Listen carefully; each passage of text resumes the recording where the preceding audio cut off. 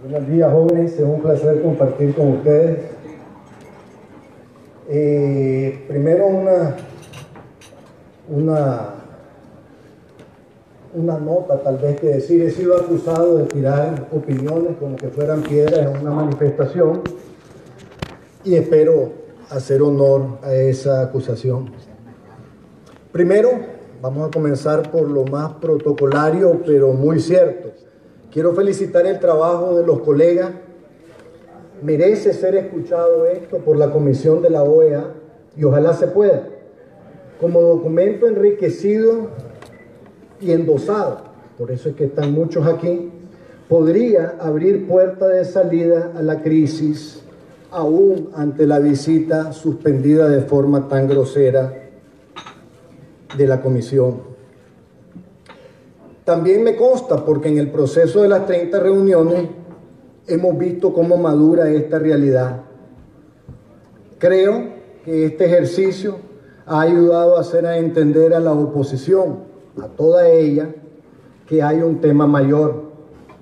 La reforma electoral y las alianzas en realidad son solo una conversación entre los partidos y los protopartidos de oposición. La ciencia política, no la política ordinaria, sino llamémoslo la científica, que no deja de ser suave porque termina extrapolando de las ciencias duras para tener un poco más de contextura, y es por eso que la ciencia política analiza datos. Y dos cosas son abundantemente ciertas en Nicaragua hasta que se pruebe en las urnas lo contrario. La primera, Daniel tiene un piso de 35 a 40%. Y segundo, el único caso de elecciones libres bajo un mandato de él fue en 1990. Sí, aquella elección en que 1-1, en la que alcanzaron varios zancudos con deseos de superación, mostró que a un 40% solo se le gana en alianza, aquí y en cualquier parte. Finalmente, creo que esta presentación, esa propuesta, ese brochure que tienen en sus carpetas o en sus manos, también debe ser ponderado por el gobierno como una salida a la crisis que deja a juicio de la ciudadanía en elecciones libres qué importancia dar a todo y cada evento o cosa que nos aflige o nos ha afligido como pueblo y que le permite al gobierno, ese brochure que tienen ustedes ahí, presentar en elecciones su modelo autocrático, sin más restricciones que aquellas de justa competencia. Esto no es una reforma, para pasar la cuenta. Esta en realidad conviene a todos y están ahí los embriones de la salida electoral. Primero, una aclaración. Como Ética y Transparencia, estamos comprometidos con el proceso de generar elecciones de calidad y de resultado limpio. Es secundario para nosotros quién gana un proceso limpio. Eso no ha cambiado ni cambiará. Lo hemos hecho aquí en 10 elecciones y hemos tenido oportunidad de trabajar en 30 países de todos los continentes en esta materia. De hecho, si en realidad se ponen en serio los talibanes y atacan las juntas receptoras de voto en Afganistán en las elecciones dentro de 2 semanas, yo creo que puede ser que yo esté en una de ellas. Con la misma lógica, comprometido con el proceso, no con quién gana el proceso, con un proceso limpio. Así que nos interesa, igual que antes, igual que siempre, igual que en todos lados, que estas elecciones sean justas y limpias. Esta propuesta apunta en esa dirección y por eso que conste, tal vez como un primer endoso, que el Grupo Cívico Ética y Transparencia, con aquella pequeña cuota de reserva moral que hablaba el doctor Calderón y el doctor Emilio Álvarez, sus fundadores, pone en la mesa. Este es un buen, por lo menos, punto de partida. Comienzo entonces diciendo que muy correctamente los colegas aquí abordan una reforma gradual. Los temas de representatividad y democracia interna de los partidos y otros muy importantes no se abordan de cara al siguiente proceso electoral por ser demasiado ya los retos de construir garantía y transparencia en poco tiempo y partiendo de menos cero, de muy serios déficits. Pensemos rápidamente en elecciones primarias, muy lindas, con este consejo no podés. Con este consejo, en este momento, no podés. O sea, tendrían que ser primarias ad hoc, algo que tiene el nombre, pero no la esencia de ser regulada por un poder del Estado. En este momento, con estas circunstancias, no se puede. No es que no se deba. Y hablaremos cómo en el tiempo podría ser que las cosas más extraordinarias de esta propuesta, incluso las que se posponían para otra fecha, pueden saltar a la mesa si la posición negociadora del gobierno se debilita, a como de hecho ocurre de forma permanente todos los días, aunque hay que reconocerlo, de una forma menos acelerada que hace unos cuantos meses. Pero es importante señalarlo, aunque hay esta propuesta y tiene esas limitaciones de qué es lo que podría hablarse en la mesa en este momento, la verdad es que el grupo ya viene trabajando en lo que viene después y eso debe ser consensuado y retomado como plan de gobierno, preferiblemente por todos los actores, si se llega a un acuerdo un poco más corto de esto en este momento, y también como para reemplazar esta propuesta si Daniel decide sentarse ya más golpeado por la situación en mayor deterioro. La segunda aclaración es también muy obvia, pero es importante decirla.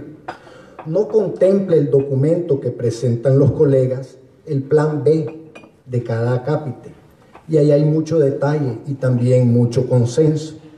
El plan B, las alternativas, de todos modos en una negociación muchas veces terminás en esas alternativas y en esos plan B. Creo que hay una clara línea roja, por lo menos de todas las discusiones en las que estuvimos presentes, las líneas rojas, pero todo el mundo compartía una línea roja. El arbitraje neutral e independiente, la transparencia y la observación a todo nivel. Es decir, se debe muy razonablemente ser absolutamente intransigente en que se limpie el arbitraje de todo y que sea observable, nuevo y decente, abre ventanas que de tanto tiempo estar cerradas hemos pensado que solo se abren por la vía de la ley en vez de la vía del arbitraje correcto. También incluyo en el tipo de cosas que podían quedarse en el tintero reformas pro alianzas, donde en realidad, y creo que lo sabemos todos, un poquito de madurez es más importante que las facilidades que te presente la ley reformada. No entro en más detalles. Aún los de padrón, si se limpia el consejo, si estamos claros de la primera sine qua non, el primer cambio en el que hay que ser intransigente, todo lo demás empieza a encontrar alguna salida. Se debe de agenciar en la reforma, pero a sabiendas de que quedan rutas alternas si se logra lo fundamental. ¿Qué significa entonces? El arbitraje de voto. Hasta el voto en el exterior, como nos señalaba Yader, y cosas que uno asume que requiere enormes reformas legales, si existe la voluntad política de un Consejo Supremo Electoral de dar elecciones limpias, empiezan a abrirse por lo menos enormes espacios para hacer pilotaje de voto en el exterior, en los Estados Unidos y Costa Rica. Podríamos esperar al voto en el exterior en lugares como Timbuktu para las próximas elecciones. La tercera es una advertencia. La posición negociadora puede cambiar en un instante y esto es para bien o para mal. Por ejemplo, y hay varios, si cae Venezuela y cómo cae Venezuela puede ser más determinante en qué pasa en Nicaragua que lo que ocurra en Cien Diálogos. También es cierto y va a requerir un poco de disciplina en la imaginación, pero imaginémonos que otras cosas atraen atención internacional y nuevamente le permiten a Daniel medio retomar su volar autoritario con su avión bajo radar. En el mediano y largo plazo no estamos siendo serios si no contemplamos que eso que los vientos pueden cambiar de dirección. Dicho esto, voy al grano.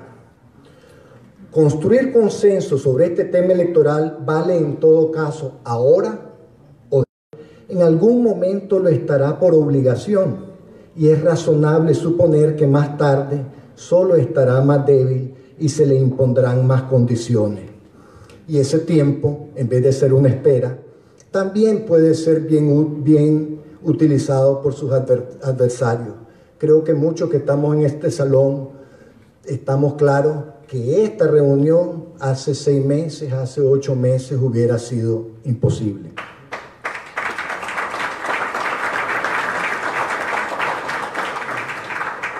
Sin embargo, hoy, reconozcámoslo, ciertamente Ortega negocia. Con las sanciones actuales le han desbaratado su línea de sucesión y condicionado su futuro control del partido. Probablemente lo más quirúrgico que se ha hecho para afectar a Ortega, desde todos los ángulos, son las sanciones. Ortega en el centro, su primer círculo de confianza, está todo sancionado o por ser sancionado. Eso obliga a las representaciones, las delegaciones y las sucesiones, que son tan importantes para un partido y para un gobernante de este tipo, eso tendrá que ir fuera de su círculo de confianza en el futuro. Digamos que el escenario en el que surge un Bolaño ya dejaría de ser sorpresivo en un frente sandinista que retenga estas calidades. Eso lo sabe Ortega. Con el tiempo, las próximas sanciones, los objetivos impactarán más seriamente en la economía y ahí se abre la boca del infierno para todos, pero especialmente para él. Cuando me decían hace poco, en una presentación que hacía fuera del país sobre el caso de Nicaragua, me decían con mucha sabiduría, la gente que recuerda la historia de cómo se le gana a Daniel del 90 y que estima que ha sido olvidada y vale la pena recordarla. Y salió una persona que decía, la diferencia con el 90 es que en el 90 pensaba Daniel que ganaba y por eso la dio limpia. Yo difiero. Pienso que aparte de pensar que la ganaba, había otra razón. Con la economía como estaba, en una bancarrota infinitamente superior a cualquier cosa que podemos ver en el mediano y corto plazo en Nicaragua, y con sus enemigos políticos armados, en 1990 Ortega estaba en peligro de ganarle la carrera a la alcantarilla a Gaddafi. Y mostró, hace 30 años, suficiente cintura como para reconocerlo. Menospreciar a Ortega no es una cosa recomendable. Su longevidad y muchas otras cosas muestran que siempre hay algo detrás, y cuando asumimos que algo ocurre por su estupidez, deberíamos de reflexionar que no hemos pensado suficientemente cómo esto dentro de su manera de pensar hace sentido. El caso de Irán. Ahorita ni Irán firma un acuerdo con Irán y viene el gobierno y lo firma. ¿Suena estúpido? Me imagino que las explicaciones no están en el campo de la política, sino en el de la finanza. Pero ese es su incentivo para negociar ahora. Recuperar lo que en latín se llamaría el status quo ante, algo parecido a lo que había antes de abril, por lo menos con su partido familiar viable y aún suyo en el mediano y largo plazo. Tiene mucha fuerza en el corto plazo, innegablemente, pero es fuerza para negociar porque el mediano y largo plazo se le ve muy peligroso y por lo tanto recuperar viabilidad hacia adelante requerirá hacer ajustes ahora. Ojo, de que él comparte este análisis en alguna medida depende su voluntad política de rifarse en unas elecciones libres en la que solo tiene una cosa que temer, el descalabro total. Cualquier otra cosa que no sea el descalabro total lo encuentra perfectamente situado para hacer un ejercicio que ya conoce. Se podrá imaginar cogobernando desde la Corte Suprema y en otros espacios que van desde las instituciones hasta el caos. Apostará a que, igual que en el 90 y en tantos otros países antes y después, las expectativas tangibles que tendrá que cumplir el nuevo gobierno hará que el tema de la justicia sea un asunto al que se le dedica mucho discurso y muy poco esfuerzo.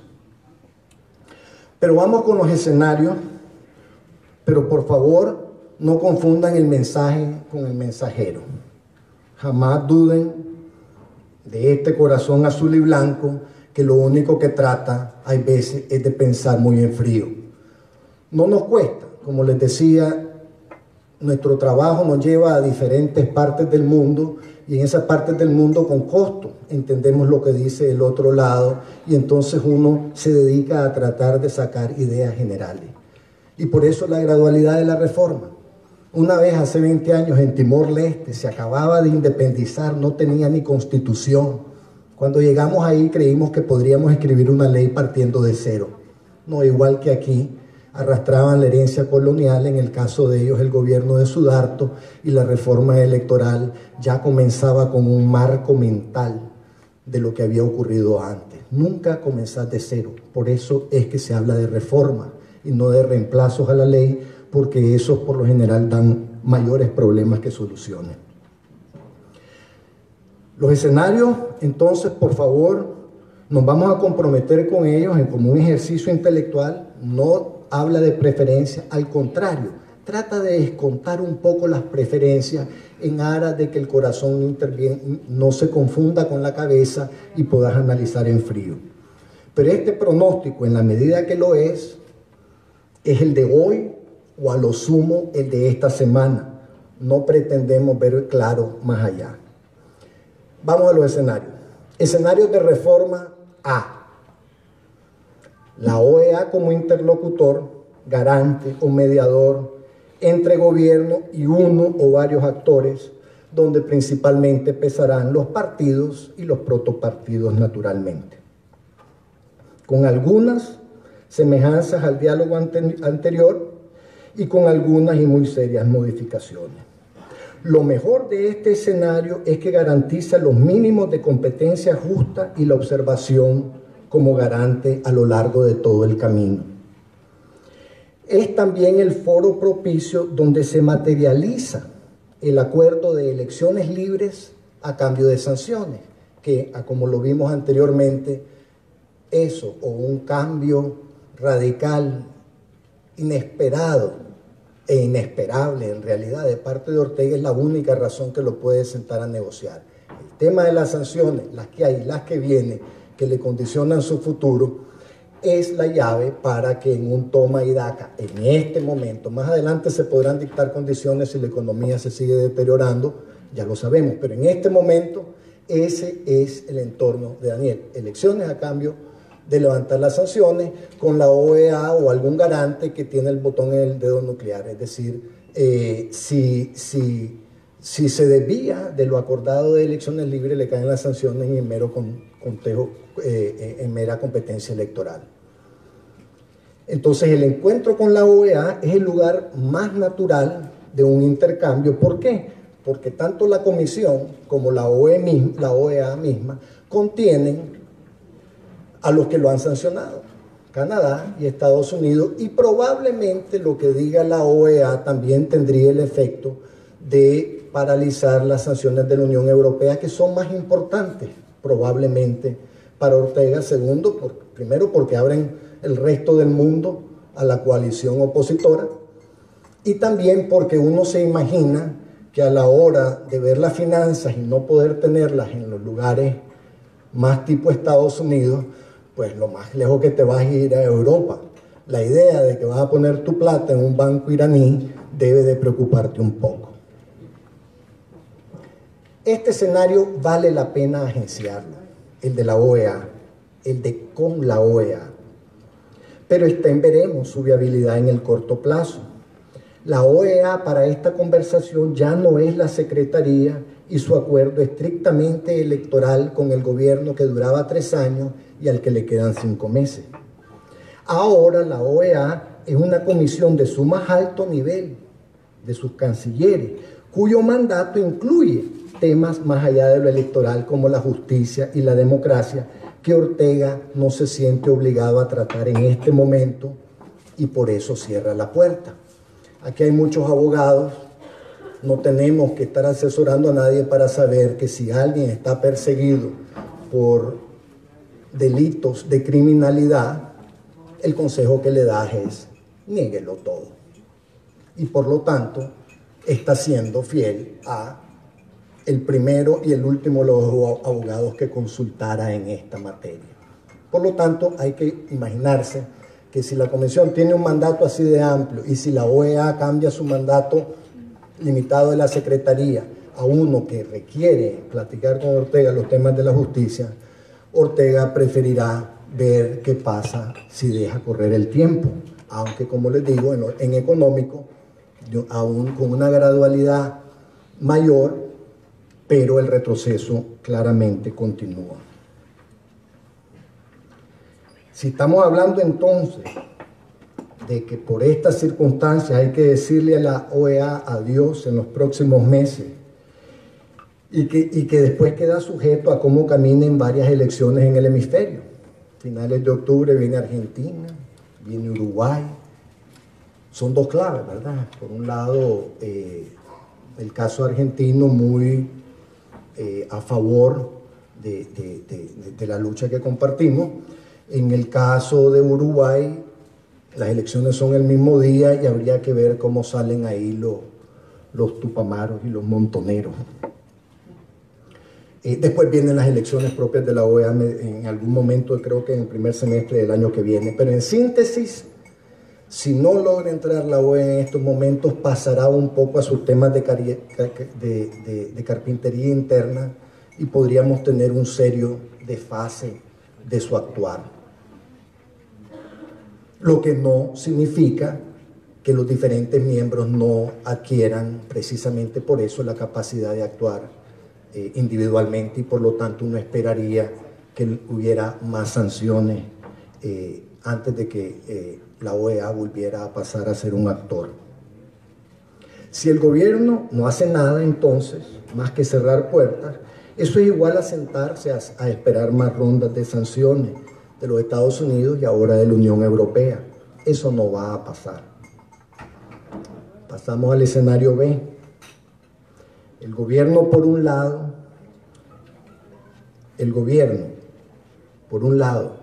y en otro lado que no es el INCAE, y con otra gente que no es la que estaba en el INCAE, sacará una ley electoral que a pesar de sus cuestionables orígenes, aspire a parar las sanciones, sobre todo como las de la Unión Europea. ¿Cuál es la lógica aquí? Si los presos, en vez de entregárselos a la alianza, en una negociación, se los hubiera entregado a Polito 3 semanas antes, no hubiera habido diferencia. Por su fruto lo reconoceréis. La libertad de los presos era más importante que el foro en el que se cocinaba y con quienes se cocinaba esa libertad. Las elecciones y la reforma electoral puede ser un poco parecida. Se le verá por su fruto, se le comparará contra el brochure que tienen ustedes. Y si se cocinó donde no es y con quien no es, pero dice lo que debe de decir, puede tener el efecto de detener sanciones y de manera, no es un toma y daca como ocurría con la OEA, es un yo primero y vos después. En ese entorno, que parece un poco halagador porque lo obliga a Daniel por estar donde no es y con quien no es a entregar más de la cuenta, podría ser un escenario un poco positivo en un entorno que en un primer momento creo que a todos nos eriza los pelos. Eso sí, eso requiere, quien sea su interlocutor, que esto esté bien negociado. Pues si solo llegan a buscar curule y magistratura, eso al final de cuentas no le va a ayudar mucho tampoco a Daniel y mucho menos a la oposición. Y así es como llegamos al verdadero escenario B. Yo lo llamo entonces por sus frutos los conoceréis. Este escenario ya ha sido tanteado. Aquí está Brooklyn, aquí están los conservadores, aquí está Canales, aquí están varios de los partidos parlamentarios. Y saben que Daniel los ha andado tanteando. Y para crédito de los partidos mal llamados colaboracionistas, esto fue repetidamente rechazado de forma tajante por ellos. La verdad es que el formato mostraba mala fe de parte del gobierno y por eso se negaron. La idea era hacer el famoso remangado, ¿verdad? En el que te meten en un lugar, en una comisión donde estás vos y 20 del otro lado y te empiezan a dar en la cabeza todo el día hasta que firmás cualquier cosa. Eso fue rechazado. Otras cosas similares han sido rechazadas y hay una tendencia. La oferta de cómo sería esa plática viene mejorando. En nuestra experiencia hemos visto un par de casos interesantes en Mozambique y en Camerún, donde la negociación pública no es más que una firma de correos que comprueban si existe o no la voluntad política de parte del gobierno de ceder lo importante. Si cede en lo importante, te tomas la foto y firmas. Si en los correos se ve que solo quería perder el tiempo, nunca te sentás y nunca termina ocurriendo el escenario B. Eso nos lleva al escenario 3. Antes de eso, habría que decir que si ese, en su escenario positivo, donde por sus frutos los conoceréis y la entrega de reforma electoral es sustancial y termina habiendo una foto en el lugar equivocado y con las personas equivocadas, pero con el contenido correcto, supongo que habrá críticos y habrá dudas. Habrá rechinar de dientes de algunos, menos con el tiempo, porque el tiempo entonces pasa ya a ser preelectoral y amplio, y eso permitirá madurar en el sentido freudiano a los actores. Freudiano es porque Freud definía madurar, algo muy importante, lo definía simplemente como aprender a manejar el desencanto. Eso es madurar, aprender a manejar el desencanto. No me dieron la chupeta, en vez de volar 4 gritos y patadas, espero mi chupeta en otro modo. Al niño así es que madura, entendiendo la dificultad de manejar ese desencanto.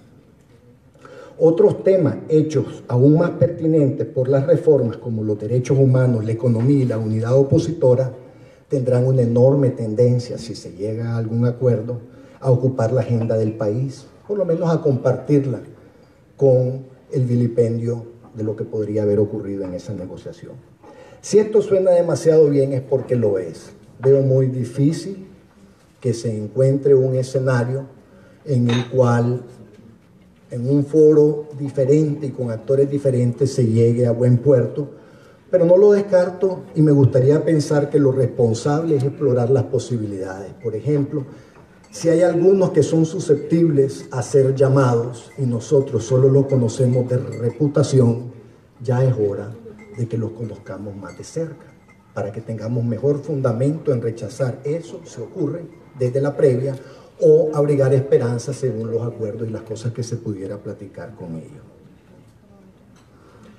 Esto solo sale mal, pésimamente mal, si la oposición no da el salto de calidad que tiene que dar bajo la lógica del 90, que ya se lo dije. ¿Cómo fue que lo dijimos?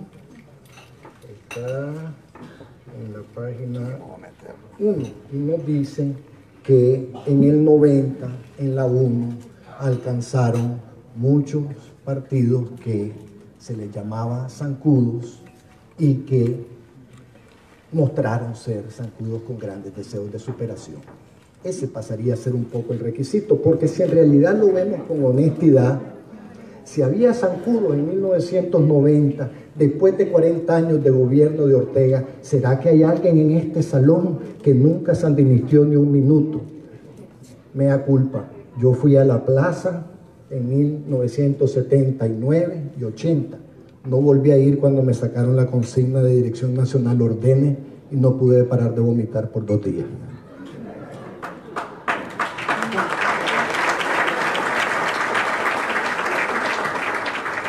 Vamos al escenario 3, en el que no pasa nada y en realidad pasa todo y podría convenirnos. El tiempo, nos dice Sun Tzu en El arte de la guerra, es el principal de los factores. Tener la razón antes de tiempo es igualito a equivocarse. En el escenario C, Ortega no cede mucho de lo que debe ceder para cambiar el clima económico del país y sus propias perspectivas más allá del corto plazo. Puede entonces ocurrir que su interlocutor, el que sea, se embarre firmando algo por migajas.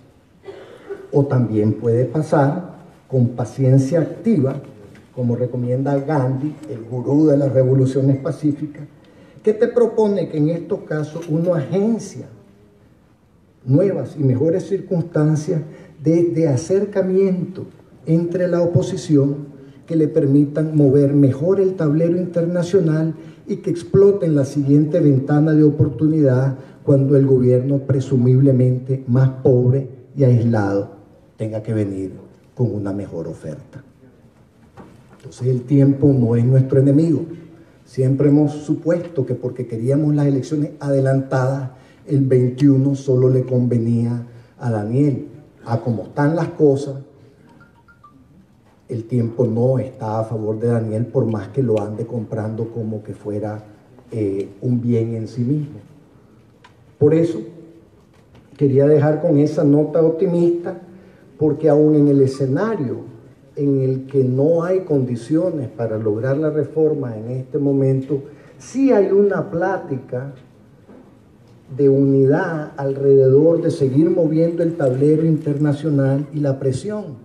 ¿Será que existe consenso entre todos con el tema de las sanciones?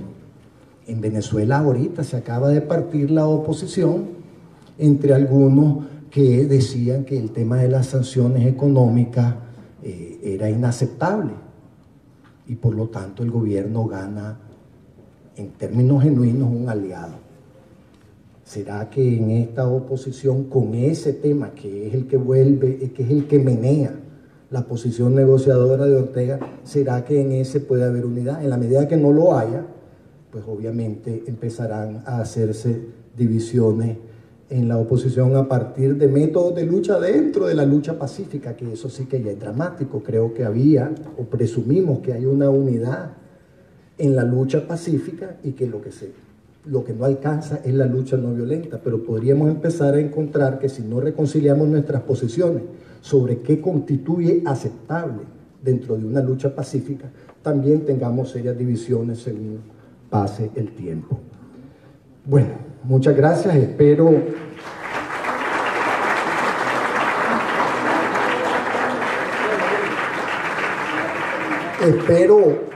que ahora podamos entrar a lo mejor del evento, que es en la que, como nos dirán los técnicos, participan todos ustedes y esta propuesta pasa a tener posibilidades de enriquecerse, que lo necesita, y sobre todo de aglutinar, de tener soporte y endoses como el que en esta presentación acaba de hacer Ética y Transparencia. Muchas gracias. Bien, amigos de la corporación, vamos a llegar hasta acá con esta transmisión, esta exposición que ha hecho Roberto Curni de Ética y Transparencia. Gracias, amigos. En el ánimo de promover el